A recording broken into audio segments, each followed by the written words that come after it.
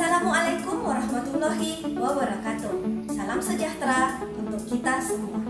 Perkenalkan, saya Sri Wulandari, Sarjana Kelautan Magister Sains dengan NIDN 0002128603. Saat ini, saya bekerja sebagai dosen DPK pada program studi pemanfaatan sumber daya perairan Institut Teknologi dan Bisnis Maritim Balingdiwa di bawah naungan Lembaga Layanan Pendidikan Tinggi Wilayah 9 Sulawesi Selatan, Sulawesi Barat, dan Sulawesi Tenggara.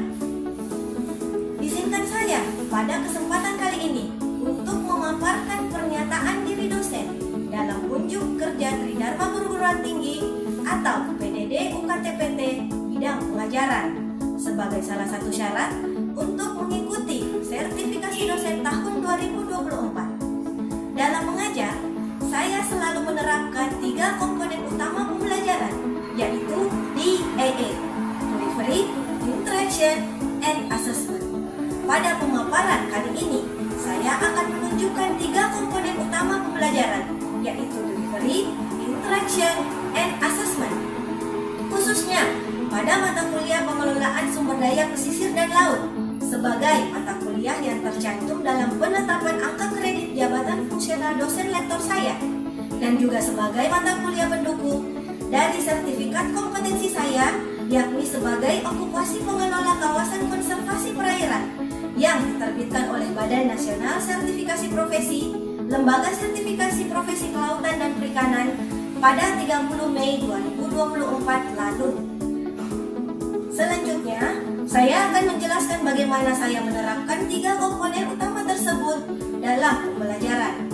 Berikut adalah outline dari pemaparan yang akan saya sampaikan. Pada komponen delivery, saya akan menjelaskan mengenai capaian pembelajaran, deskripsi mata kuliah, dan pokok bahasan. Untuk komponen interaction, saya akan menjelaskan mengenai bentuk dan metode pembelajaran sebagai model strategi pembelajaran interaktif guna meningkatkan interaksi antara dosen dan mahasiswa dalam proses pembelajaran. Sedangkan untuk komponen assessment, saya akan menjelaskan sistem penilaian pada mata kuliah ini.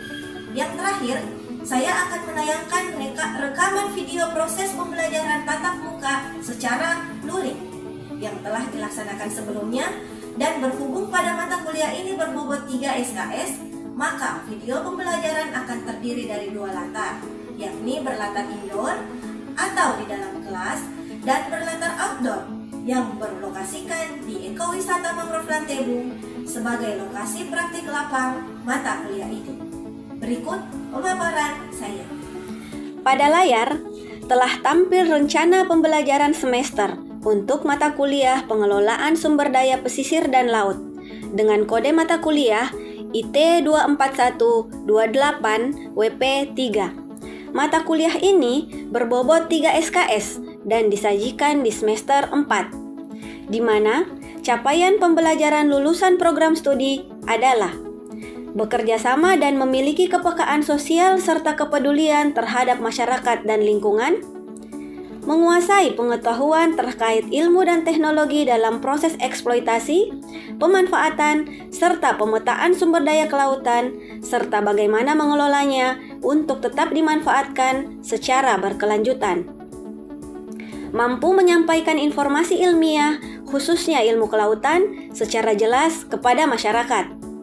Mampu mendesain bentuk dan program dalam pemanfaatan maupun konservasi sumber daya ilmu kelautan. Sedangkan capaian pembelajaran lulusan yang dibebankan pada mata kuliah ini adalah mahasiswa mampu memahami kontrak kuliah dan mampu menjelaskan pengertian, tujuan, dan manfaat pengelolaan sumber daya pesisir dan laut. Mahasiswa mampu menjelaskan konsep dan definisi pengelolaan wilayah pesisir dan laut. Mahasiswa mampu menjelaskan karakteristik ekosistem pesisir dan lautan. Mahasiswa mampu menjelaskan potensi dan permasalahan pembangunan wilayah pesisir dan laut. Mahasiswa mampu menjelaskan kebijakan dan strategi pembangunan wilayah pesisir dan lautan. Mahasiswa mampu menjelaskan pedoman pengelolaan ekosistem wilayah pesisir dan lautan. mahasiswa mampu menjelaskan konsep pembangunan berkelanjutan dalam pengelolaan wilayah pesisir dan laut secara terpadu. Mahasiswa mampu menjelaskan evaluasi hukum tentang pengelolaan wilayah pesisir dan pulau-pulau kecil. Mahasiswa mampu menjelaskan pengelolaan berbasis masyarakat. Mahasiswa mampu menjelaskan Sustainable Development Goals. Mahasiswa mampu menjelaskan Ecosystem Approach to Fisheries Management. Mahasiswa mampu menjelaskan Code of Conduct Responsible Fisheries. Mahasiswa mampu menjelaskan pengalaman Negara Kesatuan Republik Indonesia dan negara lain dalam pengelolaan wilayah pesisir dan lautan. Selanjutnya, mengenai deskripsi singkat mata kuliah ini, yaitu membahas tentang konsep, ilmu pengetahuan dan teknologi, dan alasan perlunya pendekatan keterpaduan dalam mengelola sumber daya pesisir dan laut. Pembahasan ini meliputi potensi sumber daya dan permasalahan pembangunan wilayah pesisir dan laut, karakteristik sumber daya alam dan masyarakat pesisir, demikian juga elemen dan proses pengelolaan sumber daya pesisir dan laut. Bagian akhir akan membahas tentang contoh kasus pengelolaan wilayah pesisir dan laut, di mana pokok bahasan mata kuliah ini meliputi pendahuluan yang mencakup kontrak kuliah, pengertian, tujuan dan manfaat pengelolaan sumber daya pesisir dan laut, konsep dan definisi pengelolaan wilayah pesisir dan laut, karakteristik ekosistem pesisir dan lautan, potensi dan permasalahan pembangunan wilayah pesisir dan laut, kebijakan dan strategi pembangunan wilayah pesisir dan lautan, pedoman pengelolaan ekosistem wilayah pesisir dan lautan, konsep pembangunan berkelanjutan dalam pengelolaan wilayah pesisir dan laut secara terpadu, evaluasi hukum tentang pengelolaan wilayah pesisir dan pulau-pulau kecil, pengelolaan berbasis masyarakat, Sustainable Development Goals, Ecosystem Approach to Fisheries Management, Code of Conduct Responsible Fisheries, pengalaman Negara Kesatuan Republik Indonesia dan negara-negara lain dalam pengelolaan wilayah pesisir dan lautan. Materi praktik lapang ke area ekowisata mangrove Lantebung yang meliputi 2 pokok bahasan, yakni pengelolaan berbasis masyarakat dan pengelolaan ekowisata mangrove Lantebung. Terdapat beberapa bentuk dan metode pembelajaran pada mata kuliah ini, yaitu kuliah luring ataupun daring disesuaikan dengan kondisi aktual setiap pertemuan, dengan metode berupa ceramah, dialog, diskusi, self-directed learning, problem-based learning, dan juga kunjungan ke ekowisata mangrove Lantebung yang akan didokumentasikan pada sesi terakhir video ini. Selanjutnya, pada sistem penilaian mata kuliah pengelolaan sumber daya pesisir dan laut menggunakan metode tugas individu, keaktifan diskusi, keaktifan praktik, ketertiban praktik, dan laporan praktik, di mana proporsi bobot sesuai beban kerjanya dan nantinya akan diakumulasi untuk menghasilkan nilai ujian absolut. Berikutnya akan ditampilkan rekaman kuliah indoor mata kuliah pengelolaan sumber daya pesisir dan laut.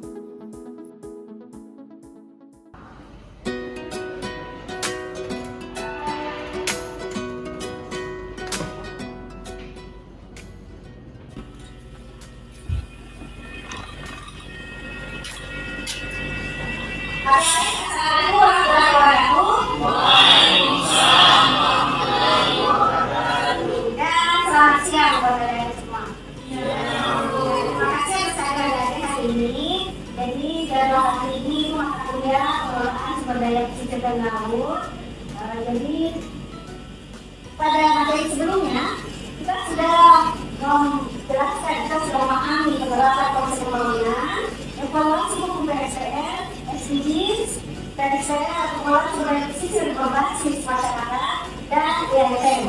Nah, mungkin di sini ada yang masih ingat materi yang sebelumnya? Ini SDGs? Ya, apa SDGs ini? Sustainable Development Goals. Oke, jadi ada 12 SDGs yang harus kita capai bersama pada tahun 2030 nanti. Semoga ada yang masih ingat ya, materi kita yang pada lalu. ini kita akan berfokus ke pengalaman pengelolaan sumber daya pesisir dan laut di negara kita, Negara Kesatuan Republik Indonesia, dan akan mengkombinasikan bagaimana pengelolaan sumber daya pesisir dan laut di negara luar negeri. Jadi kita ambil di sini negara Maldives dan Australia. Tahu di mana? Maldives itu mana? Ya, di mana? Ada beberapa artis-artis itu kalau kita lihat ini di Maldives. Oke. Oke, kalau mana ada di Maldives? Saya coba ambil. Di mana di Maldives? Kepulauan mana? Mana ya? Oke. Ada dua. Nah, apa yang terkenal dari Kepulauan Maldives? Apa?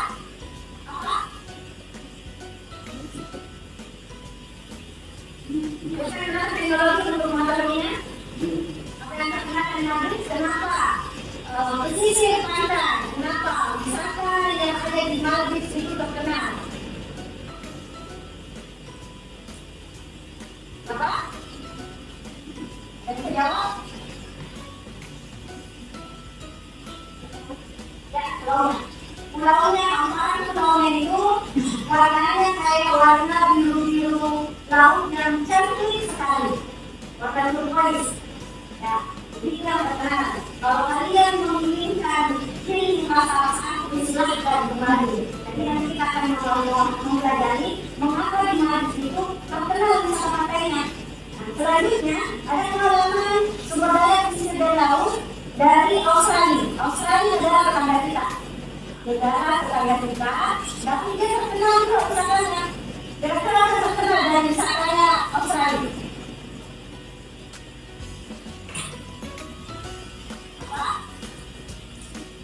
Apa yang dimiliki oleh Australia dan tidak dimiliki oleh Indonesia?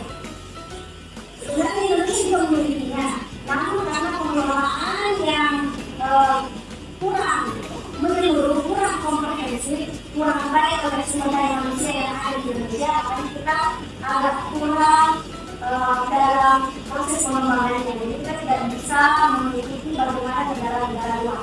Itu yang akan kita pelajari pekan ini. Jadi di Australia itu ada bilik, pernah dengar?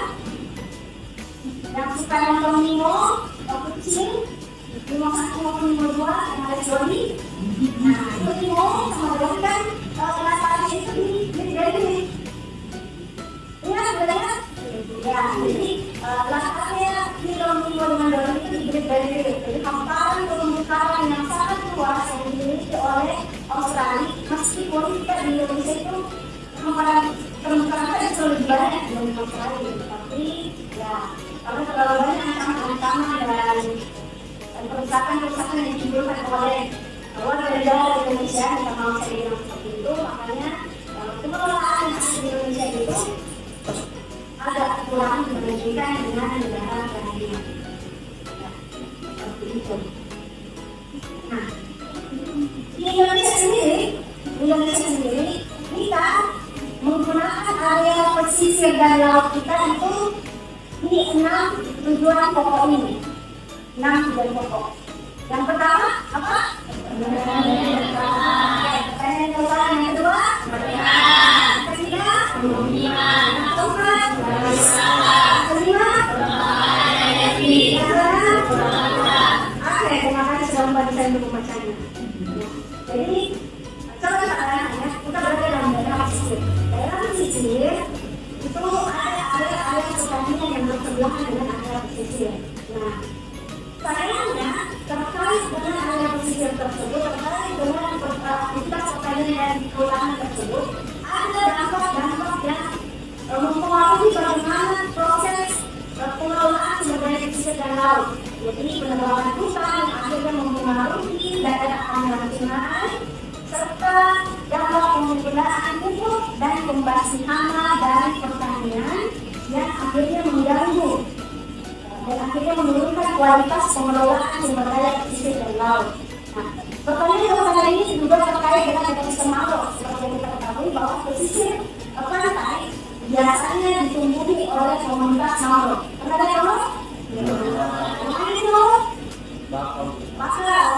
terima kasih atas jawabannya. Yang kedua, perikanan. Perikanan itu apa? Perikanan budidaya dan perikanan. Kalau yang di pesisir pantai kan empang, budidaya yang mengatakan ada empang untuk budidaya ikan. Sementara yang perikanan, saya harus menambahkan penjauhan. Jadi aktivitas perikanan di daerah pesisir dan pantai ada jenis perikanan budidaya dan perikanan tangkap. Yang ketiga, pemukiman. Nah, pemukiman ini jelas contohnya yang jalan-jalan di sisi air. Ataupun di Indonesia. Dari sana, mulai dari dalam pemukiman, ada rumah sakit, ada yang kos-kos itu sih bapak-bapak malam, yang akhirnya di demo, sekolah, universitas. Nah, kalau di negara luar yang ada terkenal itu water crossing atau pemukiman yang berada di depan pantai itu lagi naik daun. Jadi dia tuh naik buka pintu langsung naik daun.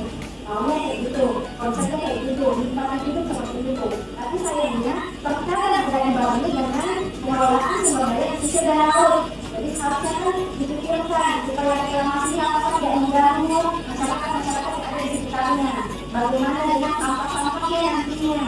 Apakah nanti langsung dikeluarkan ke laut atau menggunakan instalasi pengolahan air limbah dulu? Banyak hal yang kita memikirkan ketika tujuan dan pemanfaatan seperti pesisir laut itu terkait dengan pemukiman. Yang keempat, pariwisata terkait wisata alam, wisata buatan, dan ekowisata. Jadi wisata itu ada tiga, wisata alam, dan wisata kedua, plus wisata buatan. Jadi kalau wisata alam itu yang dari mana, wisata buatan dari mana? Ya, jadi wisata buatan berarti yang dibuat oleh para manusia, wisata alam yang dibuat oleh siapa saja. Jadi wisata buatan ada kolam renang, terus ada terjun. Sedangkan wisata alam, ya kalau kita alam langsung di Pakasnya, yang misalnya ekowisata yang kemarin atau yang nanti kita praktek lakukan ke ekowisata Mambakala itu, selanjutnya pada pertemuan kita akan lebih kita kulik bagaimana di ekowisata Mambakala itu. Yang kelima itu pertambangan energi. Mungkin kalau kita di Indonesia di Makassar khususnya, untuk pertambangan energi kita tidak langsung melihat secara langsung karena tidak ada pertambangan minyak dan gas di daerah pantai dan sekitarnya. Namun untuk energi, ya energi juga masih kurang karena yang ada itu sekarang adanya di Jawa sana dan itu bukan di lautnya tapi di waduknya. Jadi mereka di sana menyiapkan panel solar, pengadaan solar panel kan. Jadi bagaimana menghasilkan energi bukan dari bahan bakar minyak tapi tenaga matahari yang kemudian dikonversi menjadi tenaga listrik. Di Jawa itu sudah dilaksanakan seperti itu. Nah, yang lain sekarang kita itu adalah tambang garam. Jadi garam, ekstraksi garam itu termasuk dalam pertambangan. Kalau itu bisa diserahkan sendiri dan terkenal, kita semua sudah terkenal sama garam, sama garam. Ini kira-kira tambang garam yang luas terbesar di Sulawesi Selatan. Memang sudah diketahui secara nasional bahwa di Indonesia itu penghasil garam terbanyak di Indonesia. Yang terakhir pelabuhan. Pelabuhan itu ada dua, pelabuhan niaga dan pelabuhan perikanan. Pelabuhan niaga yang mengangkut orang atau logistik, sedangkan pelabuhan perikanan yang terkait dengan aktivitas perikanan. Belum. Namun yang perlu kalian pikirkan, yang perlu kalian pahami bahwa di pesisir dan laut selalu digunakan menjadi area pendidikan dan penelitian. Kalian pun nanti sebagai mahasiswa akan menjadikan pesisir dan laut ini entah di perikanan budidaya atau perikanan tangkapnya akan melaksanakan penelitian di sana. Ini kan bisa saja kalian pekerjaan dan tentu pekerjaan kita atau pada salah di waktu depan kita akan melakukan usaha untuk praktek lapangan.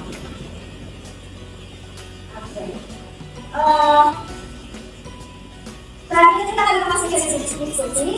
Jadi sesi diskusinya akan dibuatkan outline seperti ini, outline 15 Tadi di depan saya sudah menyebut terkait Australia dengan Mali, bagaimana mereka mengelola sebagai presiden dan lautnya.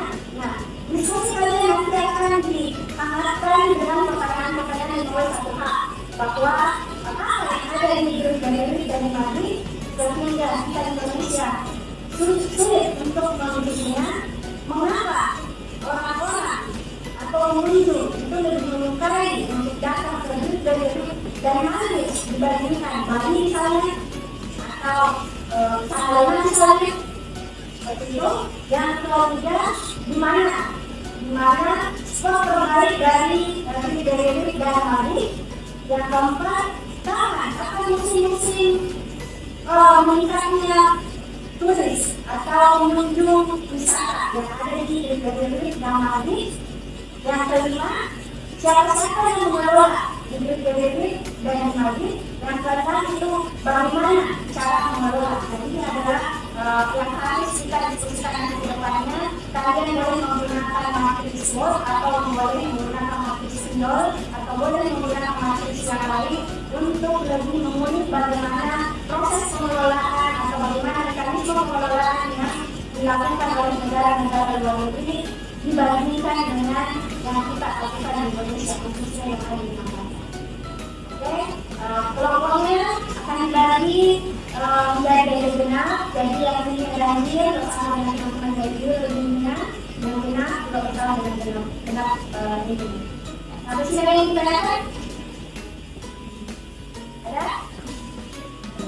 Betul? Oke, terima kasih. Selanjutnya, akan ditampilkan rekaman outdoor yang telah dilaksanakan di Ekowisata Mangrove Lantebung beberapa waktu lalu. Saksikan keseruannya.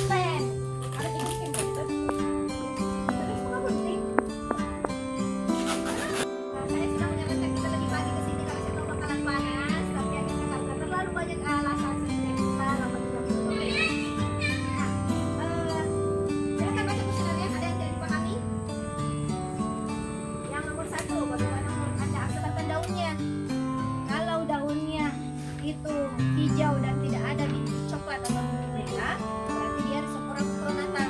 Kalau dia bintik merah, berarti dia Apiculata. Kalau dia bintiknya coklat-coklat, berarti dia Stylosa. Sorry, tertukar, Stylosa yang merah, Apiculata yang coklat.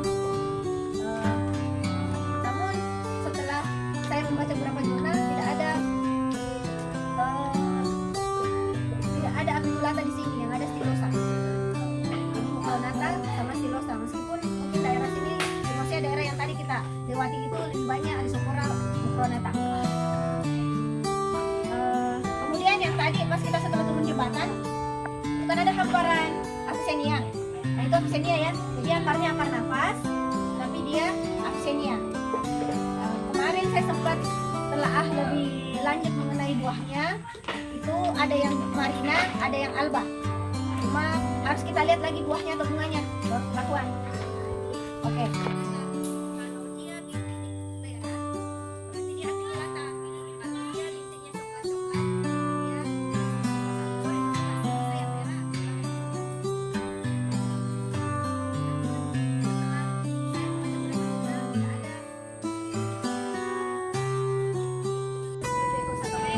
Silahkan sendiri apakah sangat baik, baik, baik, tidak baik.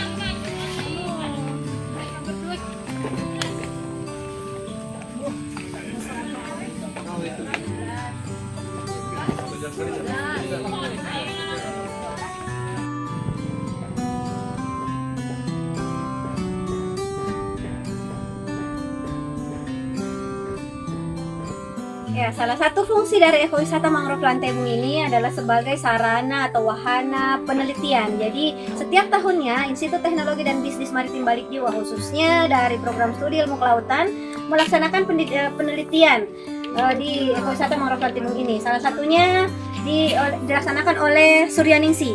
Jadi Suryaningsih melakukan penelitian terkait pertumbuhan semai mangrove restorasi. Jadi khusus untuk semai mangrove di area restorasi yang akan menjadi objek penelitian Suryaningsih ini.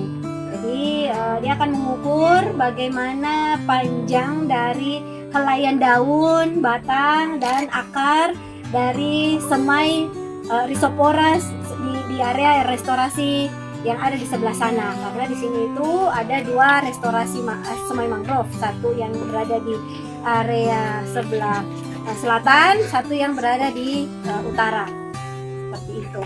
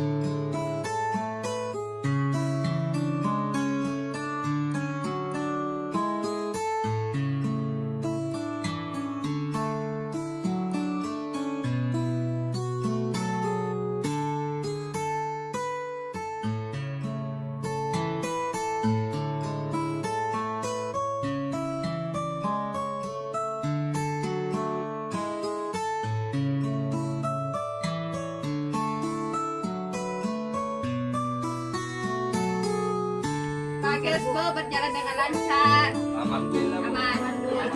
Lain. Laporannya bagaimana? Aman. Sukses. Perasaan Anda bagaimana saat ini? Panas. Panas. Tidak ada yang bilang bahagia, Bahagia, Bu. Jadi sekarang kita sudah mengakhiri sesi praktek lapang. Laporannya segera dituntaskan nanti kumpulkan di saya di kampus boleh dibawa.